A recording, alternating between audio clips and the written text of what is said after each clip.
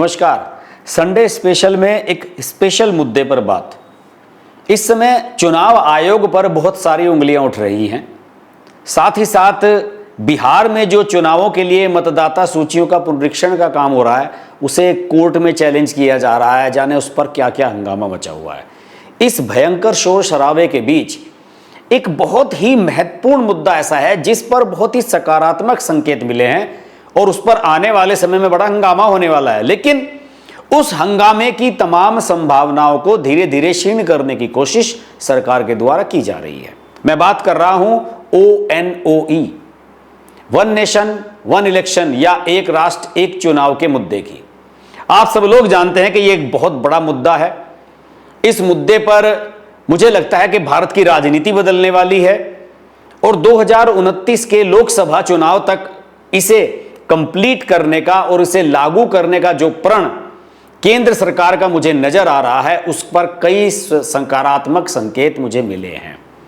देखिए, वैसे तो ये आसान नहीं है, बहुत ही जबरदस्त मेहनत इसके लिए सरकार को करनी होगी। लेकिन सरकार जिस तरीके से स्टेप बाय स्टेप इस काम को लेकर के चली है, मुझे लग रहा है कि यह काम बहुत आसानी से हो जाएगा। इस पर क्रमवार जानने की कोशिश करेंगे, लेकिन दो सबसे महत्वपूर्ण शख्सियतों के बारे में आज जरूर बात करना चाहेंगे और ये दोनों ही शख्सियत हैं इस देश के दो पूर्व मुख्य न्यायाधीश, दो पूर्व CGI। इन दोनों ने 11 और 12 जुलाई को JPC के सामने, जो ज्वाइंट पार्लियामेंट्री कमेटी है, संसदीय पैनल है जो इस मामले को इस समय देख रहा है, उसके सामने अपने विचार व्यक्त किए। और जो विचार उन्होंने व्यक्त किए हैं उसके बाद मुझे लगता है कि इसे सुप्रीम कोर्ट में चैलेंज करने की या किसी भी तरह की संवैधानिक कसौटी पर खरा ना उतरने के मुद्दे की जो चैलेंज करने की संभावनाएं हैं वो बहुत क्षीण होती हुई नजर आ रही हैं। देखिए, सब जानते हैं कि ONOE का मामला या एक राष्ट्र एक चुनाव का मामला JPC के पास है।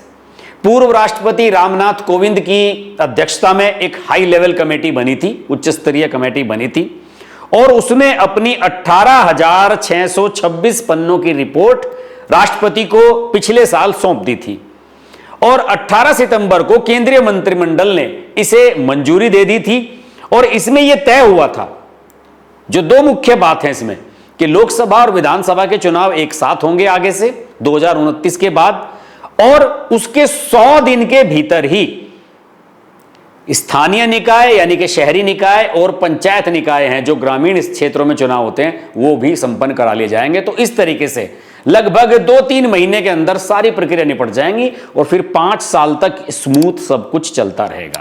देखिए, रामनाथ कोविंद की जो अध्यक्षता में कमेटी सरकार ने बनाई थी पूर्व राष्ट्रपति के नेतृत्व में, वो 2 सितंबर 2023 को बनाई थी। इसने 191 दिन काम किया। एक बड़ा पैनल था, इसमें कुछ कानून के सलाहकार थे और कुछ इसमें प्रशासनिक सलाहकार थे, बहुत सारे लोग इसमें शामिल किए गए थे। उनके नाम मैं रिपीट करके इसे लंबा नहीं करना चाहूंगा। उन्होंने लगातार बैठकें की, बहुत लंबी ड्रिल की और फिर उन्होंने जो अपनी रिपोर्ट तैयार की थी उसे 14 मार्च 2024 को महामहिम राष्ट्रपति को सौंप दिया था। और इसमें यह सुझाव दिया गया था, बिल्कुल कट टू कट बात कही गई थी कि इस नए चुनावी चक्र को 2029 से लागू किया जाए और इसके लिए हमें 18 प्रकार के संवैधानिक संशोधन करने पड़ेंगे। यानी मामला संसद की कोर्ट में जाएगा, यानी कि संसद की अदालत में जाएगा। और ऐसा ही होना भी था, इस देश में कानून का तरीका ही यही है। इसने यह सुझाव दिया था कि एक अनुच्छेद 83 है, प्रमुख बता रहा हूं, वैसे तो बहुत सारे दिए। अनुच्छेद 83, अनुच्छेद यानी कि आर्टिकल 83, इसमें संसद के जो सदनों की अवधि है उसको बैलेंस करना है, लोकसभा राज्यसभा के कब होगी। अनुच्छेद 172, राज्यों की विधानसभाओं की जो अवधि है उस वाले मामले में संशोधन करना है। अनुच्छेद 324A, स्थानीय निकाय चुनावों की जो अवधियां हैं या उनका जो कार्यकाल है उसे उसमें संशोधित करना होगा कि भाई ये अब लोकसभा चुनाव के 100 दिन के बाद होगा, कुछ इस तरह का संशोधन करना होगा। या फिर अनुच्छेद 325 जो सामान्य मतदाता सूची है उसमें संशोधन करना होगा। देखिए, अभी होता क्या है कि हर प्रकार के चुनाव में अलग अलग मतदाता सूचियां आ जाती हैं। लोकसभा विधानसभा चुनाव में अलग चलती है, स्थानीय निकाय जो होते हैं उनमें अलग चलती है, ग्राम पंचायत में अलग चलती है। संभवतः एक ही मतदाता सूची सब जगह अब चलने वाली है और उसी के आधार पर सारा काम होने वाला है।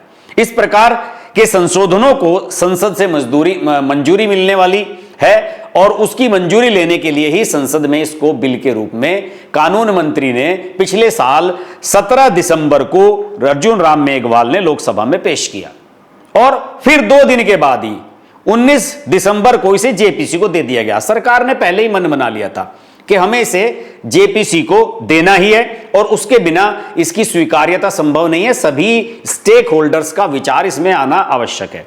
जो जेपीसी थी उसका स्ट्रक्चर इस तरह से बनाया गया था कि इसमें 31 सदस्य लिए जाएंगे सभी राजनीतिक दलों के। फिर यह तय किया गया कि यार जब सभी राज्यों का शेड्यूल आगे पीछे होगा विधानसभा चुनाव का, तो कुछ राज्य ऐसे भी हैं जहां बहुत छोटे छोटे क्षेत्रीय दल हैं, उनकी राजनीति पर भी इसका प्रभाव पड़ेगा, उसका भी विचार लिया जाना चाहिए। तो फिर इसमें 8 और सदस्य इंक्लूड किए गए, यानी कि 31 के बजाय इसमें 39 संसदीय जो प्रतिनिधि हैं वो इसमें शामिल किए गए, जिसमें 27 लोकसभा सांसद हैं और 12 राज्यसभा के सांसद इसमें शामिल किए गए हैं। और इस पैनल की बैठकों का सिलसिला चल रहा है और आपने देखा होगा कि वो तस्वीरें सोशल मीडिया पर आई भी थी, मनोज झा वगैरह कुछ सांसद, मुझे याद नहीं आ रहा कौन लोग थे, वो जब पैनल की बैठक में आते थे तो एक बड़ा सा अटैची जो सूटकेस होता है, ट्रॉली बैग होता है, उसको लेकर के साथ में आते थे। ये हकीकत है क्योंकि 18,626 पन्नों की यह रिपोर्ट उसके प्रिंट निकालकर जब सभी सांसदों को दिए गए थे तो वो ट्रॉली बैग में भरकर ही भेजे गए थे। 18,626 पन्ने बहुत होते हैं यार। तो वो कुछ सदस्य जो है शुरू में विरोध सा दिखाने के लिए कि भाई देखिए कितनी भारी हमें काम सौंप दिया गया है, इतने सारे कागज कौन पढ़े, वो सबको लेकर आते थे। लेकिन अब मुझे लगता है सब लोगों ने, पढ़ने लिखने वाले लोग हैं जो इस पैनल का हिस्सा हैं, उन सभी लोगों ने इस पर विचार विमर्श शुरू किया है। लगातार बैठकों का सिलसिला चल रहा है और सबसे महत्वपूर्ण जो इसमें काम किया जा रहा है वो ये है कि इसमें इसे संविधान और न्यायिक जो हमारे मानदंड हैं उनकी कसौटी पर खरा उतरने की कोशिश की जा रही है। आपको ध्यान होगा कि इसमें पूर्व चीफ जस्टिस रंजन गोगोई साहब भी आ चुके हैं और पूर्व चीफ जस्टिस जो है यूयू ललित वो भी आ चुके हैं। लेकिन आज बात करूंगा 2 पूर्व chief justice of India DY Chandrachud और JS खेयर साहब के बारे में। ये 11 और 12 जुलाई को इस पैनल के सामने हुए पेश क्या हुए, मतलब दोनों से पहले ही कह दिया गया था कि भाई आप इस पर अपना प्रेजेंटेशन तैयार कीजिए और बताइए कि इसमें कोई टेक्निकलिटी या सबसे महत्वपूर्ण मुद्दा कि संविधान का जो मूल ढांचा है उस पर तो कोई हमारे आंच नहीं आ रही है, नहीं उस कसौटी पर यह खरा उतरता है या नहीं। और दोनों महान विद्वानों ने इस पर विचार विमर्श किया और DY चंद्रचूड़ साहब ने 3 घंटे तक अपना प्रेजेंटेशन दिया और जस्टिस खेयर साहब ने लगभग 2.5-3 घंटे तक अपना प्रेजेंटेशन दिया। और दोनों ने न सिर्फ इसकी कुछ खामियों को गिनवाया बल्कि कुछ अच्छे सुझाव भी दिए। दोनों ने एक बात तो साफ तरह से यह कह दी कि भैया इसमें जो संविधान का मूल ढांचा है ONOE के प्रस्ताव से, एक राष्ट्र एक चुनाव के प्रस्ताव से यह कहीं भी प्रभावित नहीं होता है और इसके बाद अब इसमें बहस की गुंजाइश बहुत कम रह जाती है। चंद्रचूड़ साहब ने यह तर्क दिया कि संविधान लोकसभा और विधानसभा चुनाव अलग अलग कराने की बात कभी नहीं करता। शुरुआत में लोकसभा विधानसभा चुनाव पूरे देश में एक साथ ही हो रहे थे। इससे यह तर्क भी अमान्य हो जाता है कि जो खंडित चुनाव है, यानी कि अलग अलग चुनाव कराने का जो मामला है वो संविधान के मूल ढांचे में है। अगर कोई ऐसी बात भी करता है तो वो मूर्ख है, क्योंकि देश में विधानसभा और लोकसभा चुनाव लगभग 15-20 साल तक शुरुआत में एक साथ ही पूरे देश में होते रहे हैं, तो इसमें कुछ नया नहीं है।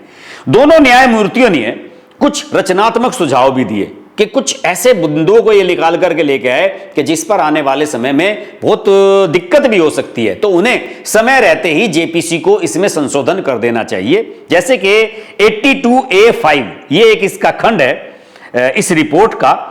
इन्होंने कहा कि इसमें इलेक्शन कमीशन को असीमित शक्तियां दे दी गई हैं, इससे आगे कानूनी चुनौतियां, कानूनी संकट पैदा होंगे।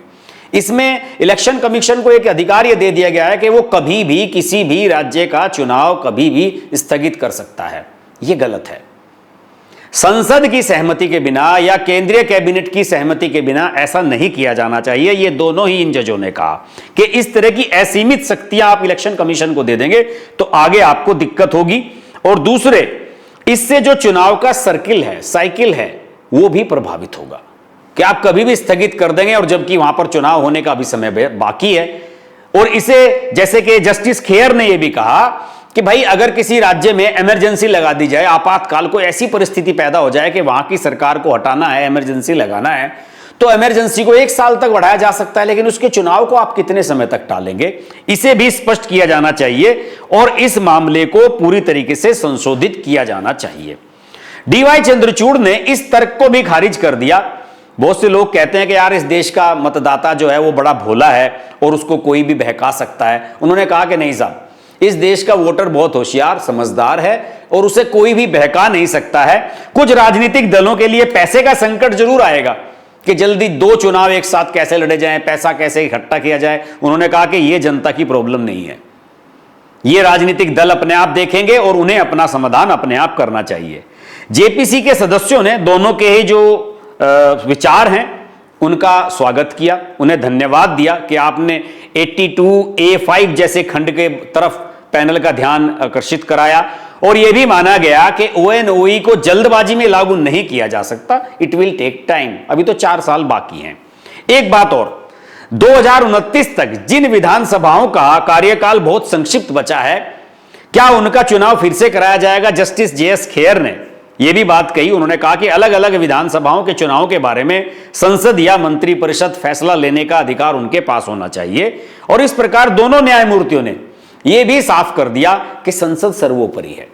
आपको ध्यान होगा कि अभी पिछले दिनों जस्टिस खन्ना साहब थे, जब संजीव खन्ना साहब थे CGI, तो उनके समय में एक फैसला आया था कि राज्यपाल और राष्ट्रपति को जो है एक निश्चित समय अवधि पे किसी भी बिल पर फैसला लेना होगा, 2 महीने के अंदर या 3 महीने के अंदर। अगर वो समय अवधि में नहीं लेते हैं तो वो कानून माना जाएगा। एक तरीके से देश की चुनी हुई संसद पर, विधानसभा पर आप एक तरीके से ये बाध्यता थोप रहे थे, जिसका जगदीप धनखड़ जो अपना उपराष्ट्रपति हैं उन्होंने बड़ा विरोध किया।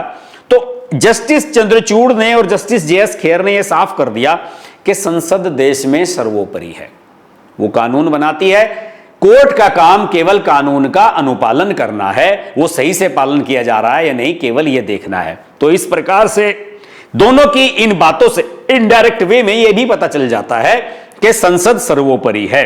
और मैंने आपको बताया कि अब तक 4 ex-CGI के विचार लिए जा चुके हैं, यानी कि इसे कोर्ट में चैलेंज किए जाने की संभावनाएं बहुत कम रहती हैं। लेकिन आप तो जानते ही हैं, राम मंदिर का फैसला सुप्रीम कोर्ट ने ही दिया था और उसे सुप्रीम कोर्ट में चैलेंज किया गया। तो इस देश में तो कुछ भी होता रहता है, इसे भी चैलेंज किया जाएगा। लेकिन मुझे लगता है कि उसमें चैलेंज किए जाने के बाद जब इतने बड़े बड़े विद्वान लोगों की राय इसमें ले ली जाएगी और वो बिल्कुल स्पष्ट कर देंगे और उसके हिसाब से संशोधन भी इसमें कर दिए जाएंगे, तो उसके बाद इसे चैलेंज किए जाने की संभावनाएं बहुत कम बची हुई रह जाएंगी। लेकिन अभी बहुत लंबी लड़ाई बाकी है, बहुत लंबी ड्रिल बाकी है, यह काम आसानी से नहीं होने वाला है। लेकिन सरकार का डेडिकेशन, सरकार की जो मंशा ONOE को लेकर मुझे नजर आ रही है, उसमें कहीं भी ऐसा लग नहीं रहा कि यह मामला डिले होगा या 2029 के बाद जाएगा। इसमें यह बात तो हो सकती है कि लोकसभा सीटों का परिसीमन, महिला आरक्षण, उनकी वजह से अगर देरी हो जाए तो अलग बात है, वरना सरकार मुझे लग रहा है कि कटिबद्ध है कि 2029 का लोकसभा चुनाव बाकी सभी राज्यों के विधानसभा चुनाव के साथ कराया जाए। देखते हैं इसमें क्या होता है, इस पर हमारी नजर लगातार बनी रहेगी। संडे स्पेशल का यह एपिसोड अगर आपको पसंद आए तो इसको लाइक कीजिए, शेयर कीजिए, चैनल को सब्सक्राइब नहीं किया है तो सब्सक्राइब कीजिए और नोटिफिकेशन का बेल आइकन अवश्य प्रेस कीजिए और जुड़े रहिए हमारे साथ। नमस्कार। अगर आपको हमारी वीडियो पसंद आई तो वीडियो को लाइक करें, चैनल को सब्सक्राइब करें और नोटिफिकेशंस के लिए बेल आइकन को प्रेस करें।